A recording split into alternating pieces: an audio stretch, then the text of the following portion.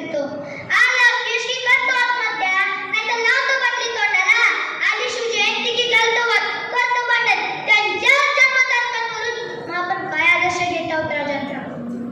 राजांनी अनेक गडकिल्ले जिंकले, पण कुठल्याही गडाला स्वतःचं नाव दिलं नाही. महाराजांनी अनेक मोहिमा आखल्या, पण कधी पंचांग पाहिला नाही. महाराजांवर अनेक संकटे आली, पण महाराजांनी कधी आत्महत्येचा विचार केला नाही, कधी व्यसनाच्या आहारी गेले नाही.